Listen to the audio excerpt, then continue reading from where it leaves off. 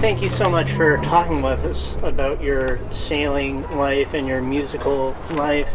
When did you first discover sailing? I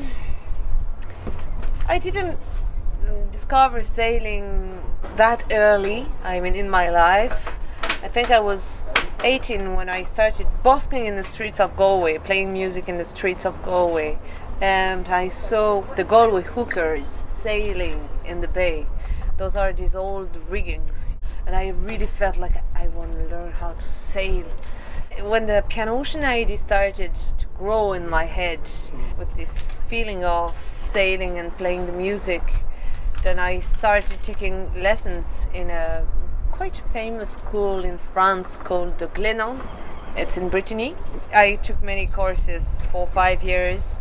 And when I felt confident enough to have my own boat, I started looking for a boat. Never had any other boat than this one, and she's actually the only boat I visited. I have a Galway hooker here tattooed in my neck, and one of my sailing teacher, he knew about my project, my idea, and one day he gave me a call telling me, "Listen, Marieke, there is your tattoo moored in the harbour of Lorient in Brittany. You should go and take a look, it's for sale." And so I went up straight away to Brittany and I saw Lady Flo written at the back of this amazing, beautiful boat that really looks like a Galway hooker at some point. And I went like, wow, this is the boat. So I just made sure that the piano would fit in the back cabin. And as I didn't know much about boat at the time, I asked this sailing teacher to take a look for me, like a proper look at the boat. You look at the sails, look at the engine, look at the inside and the hull, and to tell me what he thinks of it, because I was not obvious anymore. I was in love already with that boat. And he came down an hour later and told me, "Well, if you don't buy that boat, I will do it." So I decided to buy that boat straight away and never visited any other boat. So you already had the piano at that point when you first saw Lady Flo? I had many pianos in my life, but I knew which piano I would like on board. So I knew the dimensions of it, and I just made sure it fits in the back cabin. We actually cut the hole into the deck. That was a tricky moment because you are the recent owner of the most beautiful boat of the world and you take a saw and you just cut a hole in the deck and you're like, what am I doing? But I was surrounded by amazing people that had a great knowledge of boats and fiberglass or woodwork. And then we finally find that solution of having this elevator to lift the piano up onto the deck for the concerts and then lower it into the back cabin. So we've been working on that for several months, along with all the work that you have to do with a boat, like fixing the sails and fixing the engine. I had a master course of diesel engine. So it took us like 2 years to get somehow ready. And in 2015 we really needed to make the project existing, because no one would really trust you until you do it. I mean, you can tell any medias or journalists or whoever, sponsor or whatever, most of them won't trust you or say anything about you until you really achieve that and do it. So I went like, let's do a first tour in the Mediterranean Sea. The boat was not in such a good condition, like not as good as today. So we had all kind of problems during those 6 months at sea. But in the meantime, we show everyone that Pianocean was existing and that there was actually a piano rising from the aft deck of a boat and playing from port to port, and that was the main thing. And then during the winter we would fix everything that has broken during the tour. Is the environment inside the boat bad for an acoustic piano? The worst place to have a piano is definitely a boat. The piano hates variations of humidity and temperature. That was the main thing when I wanted to do that project, is finding the right person to advise me on how to maintain the piano. And I was lucky enough to find a master of piano building, repairing and tuning, and he was also mad enough to actually advise me of how to maintain a piano at sea. He took me to his workshop to teach me how a piano actually works with the mechanics and so on, and how to fix everything that could be damaged by the salt air. And then he taught me how to tune it. So I've been learning piano tuning for those past 5 or 6 years. It was a real struggle at the beginning because piano tuning is the most demanding thing ever. I mean, from all I've learned, from sailing to fixing a diesel engine to whatever skill you need to maintain a boat, piano tuning is the most demanding thing ever. So it took me a lot of energy and concentration, and in the beginning you spent like 5 hours trying to tune your piano by ear, and it doesn't sound good at the end. Like, I give him a call the other day on Tory Island a few weeks ago.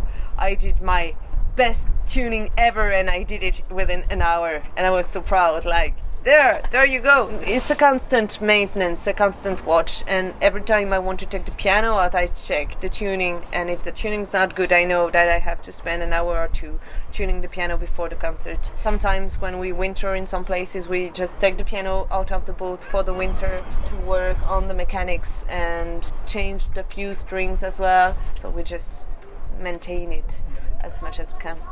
When did you first start learning music? I started playing the piano very young, and then I did this classical school, like classical piano, for years. And at some point I entered a conservatory of jazz, piano and singing. And in the meantime I was writing my first songs, and I've made up my first band. That was a trio. And we did quite well in France, so we've been touring for 7 years in France. A lot of concerts, many different venues. But I always had this idea in mind of the Pianocean Project, and I was a bit tired of the road as well, like driving hours and hours from one place to another without even knowing where you are by the end, or even not having time enough to really meet the people or getting to discover the places where you end up, because you just get out of the tour bus and go make the setup for the concert, and then you eat, and then you play, and then you go to sleep because you're exhausted, and the day after you have another 10 hours to go. That was the thing that I didn't really like about like normal touring. But still, it was like my professional career started like that, and I really enjoyed it. Then I slowly turned into the Pianocean Project, and somehow I get back to busking. You arrive in some harbour, and the people are walking on the quay, and they just don't expect to have a concert. And then you play a few songs, and people would like, what is that sound? Or people can even hear it from a distance and walk straight to the harbour and go see what's going on. And it's really much like busking, you know, when you start playing in the street and people would have a look and sit down and listen for a while. And I really like this connection and the idea of playing music in unexpected places. Sometimes the concerts are planned and advertised, but not all the time. Surprising the people and offering a concert to some people who would maybe not even go to a concert place or a concert venue, and who would have the concert there. It's great because it's really intense with the audience.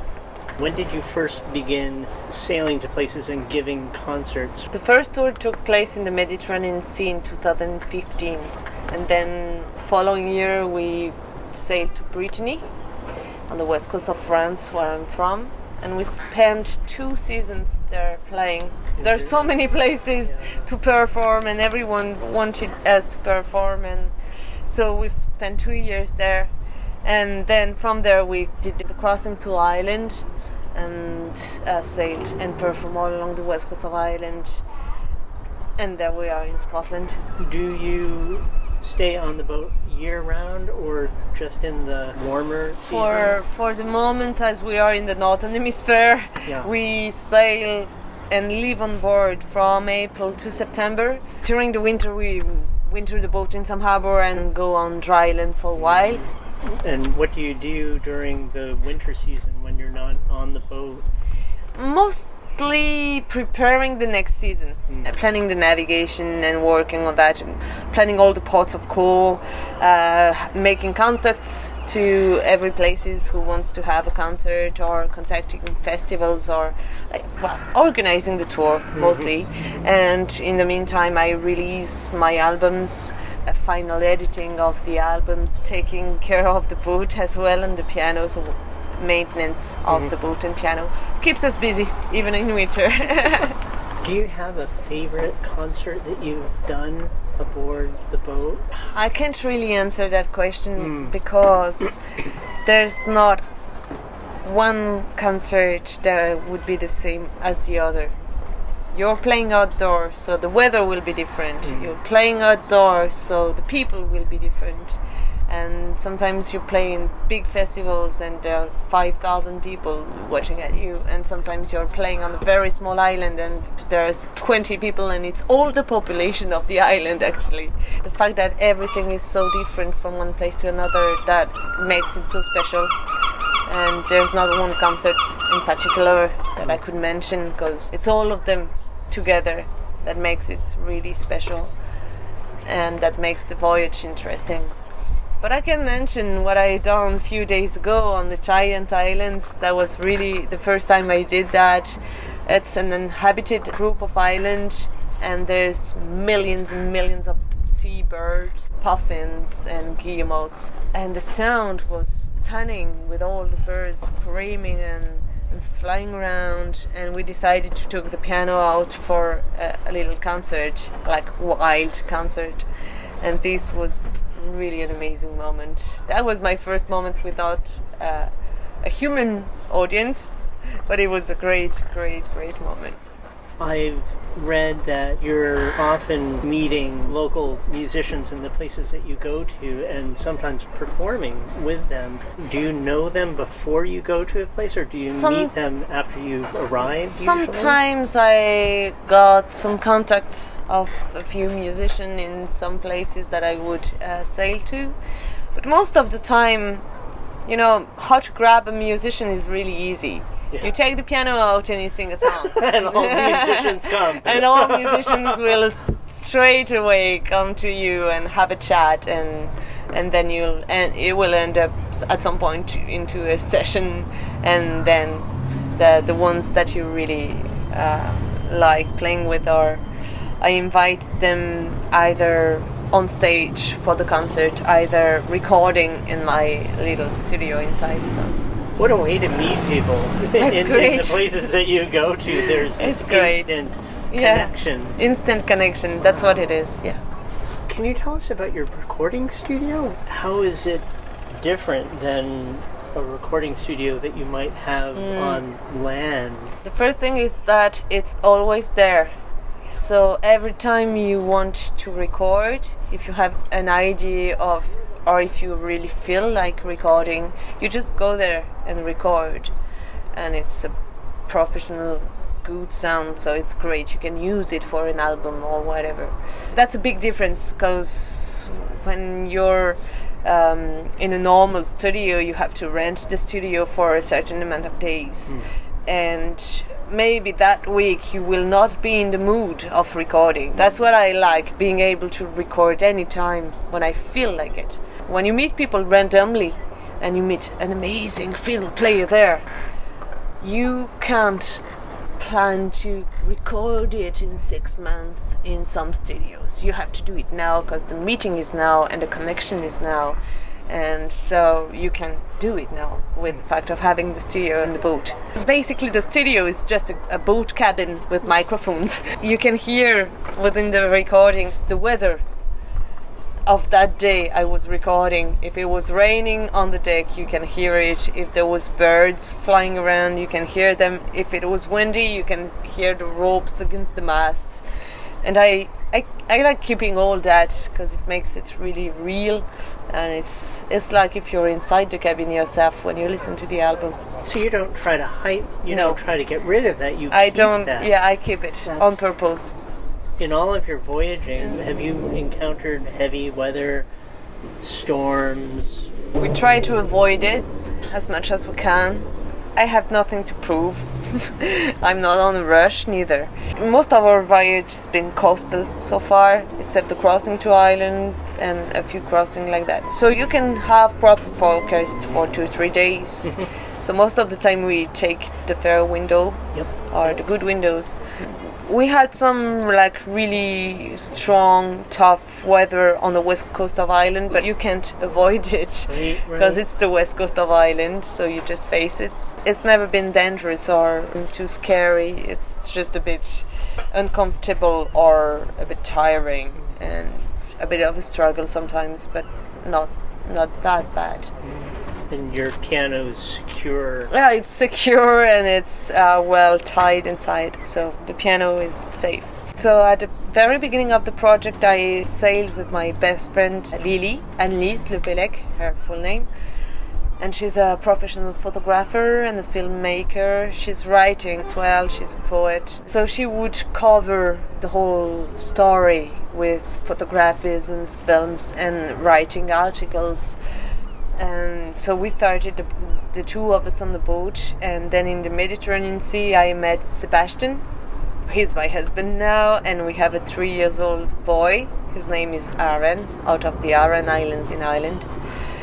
And from the very beginning of the project there's also this little cat here, Seabird, and he's following us everywhere and looks like he likes it. Very content. What are your plans from here? This summer we'll sail in the Inner Hebrides. So from here we cross back to the Isle of Skye and sail all those islands. Then sail back to Brittany for a few months of shipyard. We'd like to build a hard top cover on the cockpit because we've had enough rain and we need a little bit of comfort while steering. And especially because we are sailing north afterwards, so next year we are heading to Norway and up to the Lofoten, and the following year we'll cross to the Faroe and Iceland, to Greenland, and end up in Canada. And after that, there's many options. Since when we'll be in Canada, we'll sail around there. And then maybe take the Panama Canal and go to the Pacific, maybe sail down South America. I don't know yet. Do you have any advice for musicians who want to voyage the world and perform in the places that they go to? Before you start, you just have to really know that when you try to realize a dream, you take the risk of failing a dream. So you have to know that. And then if you find good people to help you out, to get advices from, and if you're patient enough to work hard, well, every kind of magic can happen. Do you have any kind of sponsorship? Not really. The Pianocean Project lives out of its music, so the main income for us is selling the CDs that I record on board. And then there's the places that book the concerts as well, and some followers as well who donate regularly to the project. Selling the CDs mainly is like that keeps us afloat and keeps us going. You've also got a strong internet presence with publishing videos and having your concerts available to the world online. Is that a big part of your plan? Sharing is definitely part of the plan. And I'd say as we are traveling around, we only go to one place once. So the people who discover Pianocean in the Mediterranean Sea, they will not see another concert in the Mediterranean Sea, maybe never. But through internet and publishing concerts, live concerts, or broadcasts it on the internet, on the Facebook or YouTube. And we have also this newsletter that people, at the end of the concert, they can write on their address and they get news from Pianocean. We send them news from, hey, we are in Stornoway now and listen to this new song that I wrote, and telling them the story and the voyage and all kind of things that happened during this journey. It's keeping the connection with the people that we've met, regularly publishing either concerts or short videos telling where we are and what happened, and every year releasing a new CD with new songs that tells the story of the voyage. And then Lily's writing articles. This year we started making radio podcasts as well. So it's all kind of ways of sharing the story. People can find out more about Pianocean and listen to your music and see your videos and hear your podcast. They can all go to your one website. Yeah, it's www.pianocean.org. That's the main website with all the videos and podcasts, and you can buy the CDs there. And there's the newsletter signing there. And then you can find us on Facebook and YouTube and Twitter and all these Instagram, all these little icons. Do you think you'll be doing this forever?